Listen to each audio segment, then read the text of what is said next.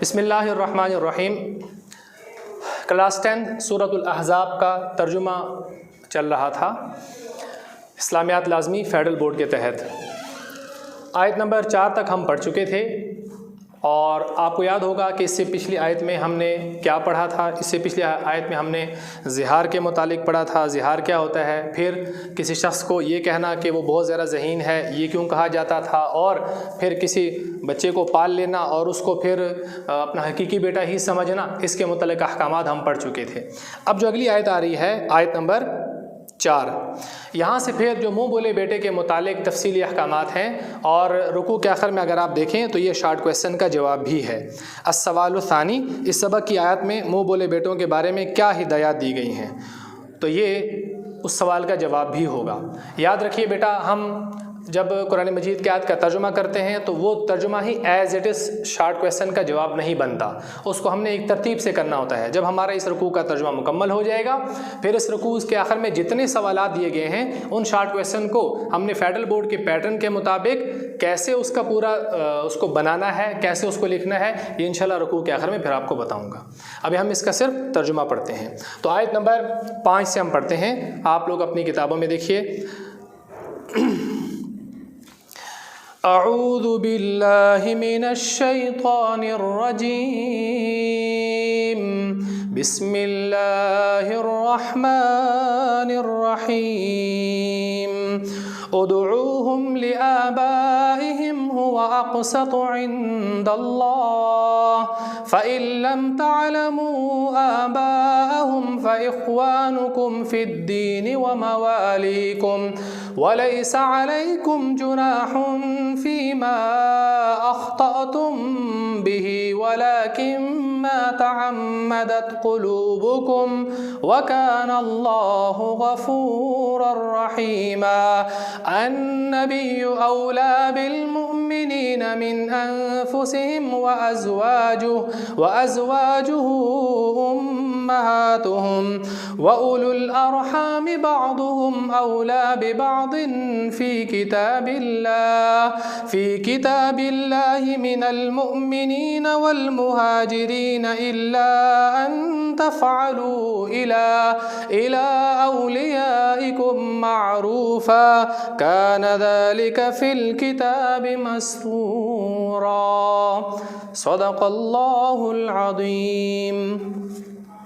अच्छा बच्चों, आयत नंबर 5 से हम आगे तर्जुमा पढ़ना शुरू करेंगे, और आपको पहले बता चुका हूँ कि मुँह बोले बेटे के मुतालिक अहकामात हैं कि उनके मुतालिक अल्लाह जल्ल शानहू ने सूरत अल-अहज़ाब की शुरू में क्या क्या बातें बताई हैं।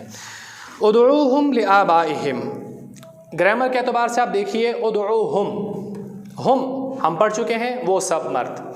उदऊहुम, तुम बुलाओ उनको, तुम पुकारो उनको। किसको, मतलब बात किसकी चल रही है? मुँह बोले बेटे ले पालक मुतबन्ना के मुतालिक। उदऊहुम, तुम बुलाओ उनको, लिआबाइहिम, उनके हकीकी बाप के नाम से। वो बाप नहीं जिसने अभी एडॉप्ट किया और फिर उसको पाला, उसके नाम से नहीं, बल्कि जो उसका हकीकी वालिद है। उदऊहुम लिआबाइहिम, तुम बुलाओ उनको, तुम पुकारो उनको उनके हकीकी असल बाप के नाम से। हुवा अक़सतु इंदल्लाह, ये अल्लाह के यहाँ ज़्यादा इंसाफ की बात है। हुआ वो अक़सतु, ज़्यादा इंसाफ की बात है, इंदल्लाह, अल्लाह के यहाँ। फ़इन लम तालमू, फिर अगर तुम ना जानो, फिर अगर तुम में इल्म नहीं, तुम नहीं जानते या तुम ना जानो, आबाहुम, उनके हकीकी बाप को, उनके हकीकी बाप को तुम्हें नाम नहीं आता, मालूम नहीं, तो फिर क्या हुक्म है? फ़इख़्वानुकुम फ़िद्दीन, तो वो दीन में तुम्हारे भाई हैं, तो वो दीन में तुम्हारे भाई हैं। वलैसा अलैकुम जुनाहुन, भाई हैं, और एक लफ्ज़ व मवालीकुम, और तुम्हारे व मवालीकुम दोस्त। फ़इख़्वानुकुम फ़िद्दीन, तो वो भाई हैं तुम्हारे दीन में, व मवालिकुम, और तुम्हारे दोस्त हैं। यहाँ तक जो किताब में ने जो तर्जुमा लिखा है हम वो पढ़ लेते हैं।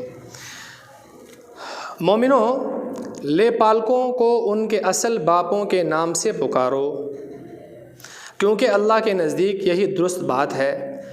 अगर तुम उनके बापों के नाम मालूम ना हो तो दीन में तुम्हारे भाई और दोस्त हैं। यहाँ तक हमने पढ़ लिया।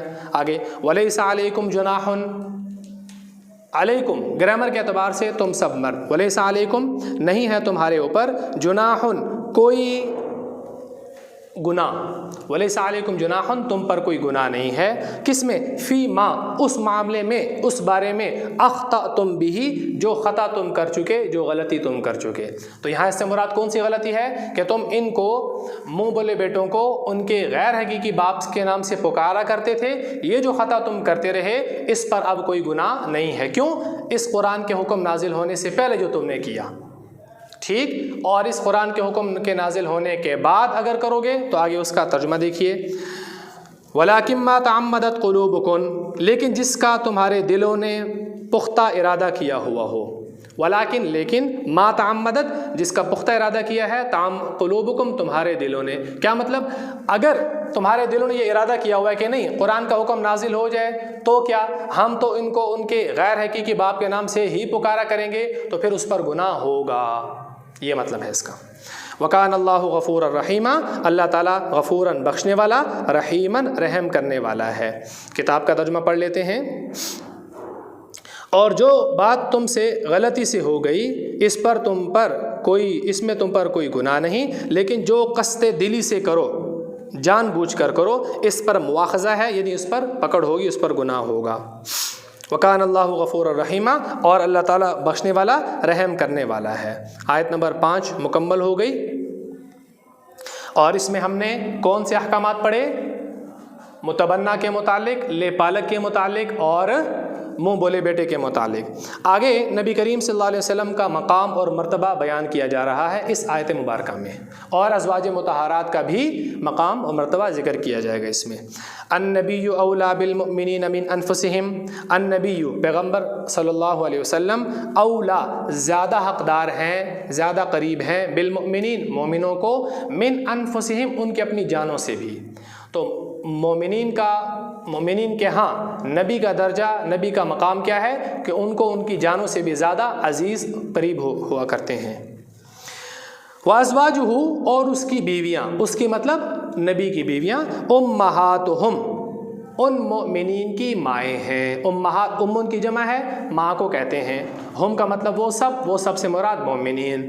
تو ازواجہ اور اس کی بیویاں، مطلب اس نبی کی بیویاں، امہاتہم مومنین کی مائیں ہیں۔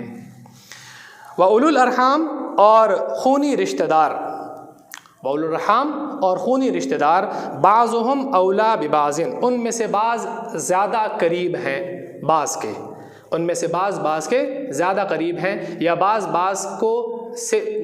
کو زیادہ حقدار ہیں، فی کتاب اللہ اللہ کی کتاب میں، لفظی معنی بامحاورہ معنی اللہ کی کتاب کے مطابق، اللہ کی کتاب کی روح سے زیادہ حقدار ہیں۔ کس سے زیادہ حقدار ہیں؟ من المؤمنین والمہاجرین، کس سے؟ مومنین سے اور مہاجرین سے۔ یہاں تک ترجمہ سمجھ آ گیا؟ یہاں تک کہنے کا مقصد جو آیت مبارکہ ہم نے پڑھی وہ یہ کہ خونی رشتہ دار وہ ایک دوسرے کے زیادہ قریب ہوتے ہیں، زیادہ حق رکھتے ہیں مومنین سے اور مہاجرین سے۔ آگے ایک اور صورت بیان ہوگی کہ وہاں پر ان کا حق بھی بیان کیا گیا ہے، الا مگر یہ کہ ان تفعلوا یہ کہ تم کرو، الی اولیاءکم اپنے دوستوں کے ساتھ، معروفاً کوئی نیکی، مگر یہ کہ تم اپنے دوستوں کے ساتھ کوئی نیکی کرو۔ آیت مبارکہ مکمل ہو جائے پھر اس کی وضاحت کرتا ہوں۔ کان ذالک فی الکتاب مستورا، کان ذالک یہی ہے، فی الکتاب قرآن میں، کتاب میں، مستوراً لکھا ہوا، کتاب میں یہی لکھا ہوا ہے، یعنی قرآن میں یہی حکم ہے، لکھا گیا ہے۔ آپ کو میں نے بتایا تھا آیت مبارکہ مکمل ہو جائے پھر آپ کو اس کی وضاحت کرتا ہوں۔ آیت کے شروع میں نبی کریم صلی اللہ علیہ وسلم کا مقام اور مرتبہ بیان کیا گیا کہ نبی کریم صلی اللہ علیہ وسلم کا مقام اور مرتبہ مومنین کے نزدیک کیا ہے؟ اپنی جانوں سے بھی زیادہ قریب ہے، ایک بات۔ دوسری بات، ازواج مطہرات کا مقام، آپ نبی کریم صلی اللہ علیہ وسلم کی بیویوں کا مقام کیا ہے کہ ہم ان کو کہتے ہیں ام المؤمنین یا امہات المؤمنین، مومنوں کی مائیں۔ تو وہ یہاں بیان کیا گیا کہ ان کا درجہ امت کے ہاں، مومنین کے ہاں کیا ہے کہ وہ ہماری مائیں کہلاتی ہیں، یہ بیان کیا گیا۔ آگے وَأُولُو الْأَرْحَامِ خونی رشتہ دار، یہاں پر ایک وضاحت طلب بات یہ ہے کہ نبی کریم صلی اللہ علیہ وسلم نے انصار اور مہاجرین کے درمیان ایک رشتہ قائم کیا تھا جس کو آپ مواخات مدینہ کے نام سے جانتے ہیں، کہ ایک دوسرے کا بھائی بنا دیا تھا۔ اب وہ بھائی بنانے کی وجہ سے وہ ایک دوسرے کے سکے بھائیوں کے جیسے بن گئے تھے، یعنی ان کے درمیان میراث بھی تقسیم ہوتی تھی اسی اعتبار سے جیسے دو سگے بھائیوں میں تقسیم ہوتی ہے۔ میراث آپ جانتے ہیں اس مال کو کہتے ہیں کہ ایک شخص کے فوت ہو جانے کے بعد جو اس کا مال وغیرہ رہتا ہے وہ اس کے پیچھے ورثاء، پیچھے رشتہ داروں میں تقسیم ہوتا ہے، اس کو مال میراث، مال ترکہ کہا جاتا ہے۔ تو اس میں یہ حقدار ہوا کرتے تھے۔ اس آیت کی روح سے بتایا گیا کہ جو رشتہ دار ہوتے ہیں، خونی رشتہ دار، وہ زیادہ حقدار ہیں مومنین اور مہاجرین سے۔ تو یہ بات بھی سمجھ آ گئی۔ آگے کہا مگر یہ کہ تم کرو اپنے دوستوں کے ساتھ کوئی نیکی۔ اس سے مراد کہ کوئی شخص مرنے سے پہلے اپنے کسی غیر رشتہ دار کے لیے کوئی وصیت کر جائے کہ میرے فلاں رشتہ دار کو اتنی اتنی رقم دے دی جائے، تو اس کی بھی اجازت ہے، اور اس کے بھی پورے حدود ہیں کہ کس حد تک اس کی اجازت دی گئی ہے اور کس حد سے زیادہ پھر شریعت اس حق کو نہیں مانتی ہے، اس کی بھی مکمل وضاحت ہے۔ کان ذالک فی الکتاب مستورا، اللہ کی کتاب میں یہی حکم لکھا گیا ہے۔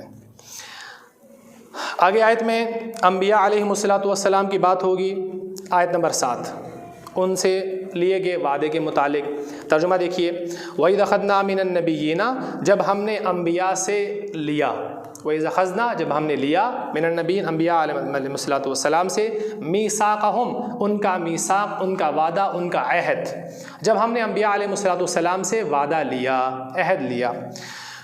وَمِن کا، آپ گرامر کے اعتبار سے دیکھیے میں آپ کو پڑھا چکا ہوں، من کا مطلب سے، کا کا مطلب آپ ایک مرد، اس سے کا کا مطلب آپ ایک مرد، تو اس سے کیا مراد ہوا؟ آپ نبی کریم صلی اللہ علیہ وسلم سے۔ تو سب سے پہلے انبیاء علیہ السلام میں سے آپ کا نام ذکر کیا گیا، آپ کو مخاطب کیا گیا، آپ نبی کریم صلی اللہ علیہ وسلم سے وعدہ لیا گیا۔ وَمِن نوح، اور آپ جانتے ہیں انبیاء علیہ السلام کے آگے نام آ رہے ہیں، وَمِن نوح، حضرت نوح علیہ السلام سے وعدہ لیا، وَإِبْرَاهِيمَ، اور ابراہیم علیہ السلام سے وعدہ لیا، وَموسیٰ، اور موسیٰ علیہ السلام سے وعدہ لیا، وَعیسیٰ، اور عیسیٰ علیہ السلام سے وعدہ لیا۔ کون؟ حضرت عیسیٰ ابن مریم، جو مریم کے بیٹے ہیں۔ وَأَخَذْنَا مِنْهُمْ، اور ہم نے لیا ان سے، مِيثَاقًا غَلِيظًا، مضبوط وعدہ، پکا وعدہ، ہم نے ان سے مضبوط وعدہ، پکا وعدہ لیا۔ کتاب کا ترجمہ پڑھ لیتے ہیں۔ اور جب ہم نے پیغمبروں سے عہد لیا، اور تم سے، نوح علیہ السلام سے، ابراہیم علیہ السلام سے، موسیٰ علیہ السلام سے، اور مریم کے بیٹا عیسیٰ علیہ السلام سے، اور عہد بھی ان سے پکا لیا۔ اس آیت مبارکہ میں اللہ تعالیٰ نے انبیاء علیہ السلام سے جو عہد لیا، وہ کن کن انبیاء کے ان میں سے خاص طور پر نام لیے گئے، اور ان میں سے ایک بات کہ کس ترتیب سے نام انبیاء سے وعدہ کا جو ترتیب سے نام لیے گئے اس کو یاد کرنا ہے۔ اور اگلی بات، عیسیٰ علیہ السلام کے نام کے ساتھ ان کی والدہ کا نام ذکر کیا گیا، خاص طور پر باقی انبیاء علیہ السلام کے ساتھ نام کا ذکر نہیں کیا گیا۔ وجہ اس کی یہ ہے کہ عیسیٰ علیہ السلام کو اللہ تعالیٰ نے اپنے معجزے کے طور پر بغیر باپ کے پیدا کیا تھا، لہٰذا ان کے نام کے ساتھ ان کی والدہ کی نسبت کو ذکر کیا۔ اگلی آیت مبارکہ اور آخری اس رکوع کی آیت نمبر 8، وَإِذْ أَخَذْنَا لِيَسْأَلَ الصَّادِقِينَ عَنْ صِدْقِهِمْ، تاکہ اللہ تعالیٰ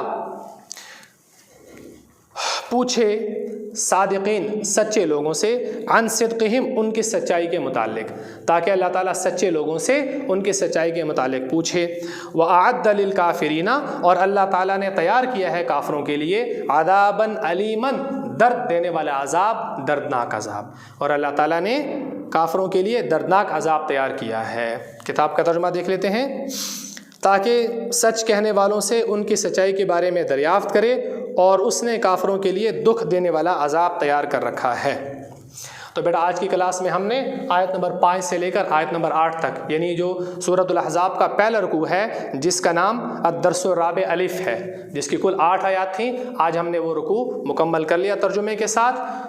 امید ہے آپ کو اس رکوع کا ترجمہ اچھے طریقے سے لفظی طور پر، بامہارہ طور پر یاد ہو چکا ہوگا۔ اگلی کلاس میں انشاءاللہ اس رکوع کے آخر میں الکلمات والتراکیب، یعنی مشکل الفاظ معنی، اور اس کے بعد پھر التمارین، یعنی مشق ایکسرسائز میں سے جو سوالات ہیں ہم نے ان کو کس کس طور پر کرنا ہے، انشاءاللہ پھر وہ تفصیل سے بیان کیا جائے گا۔ السلام علیکم۔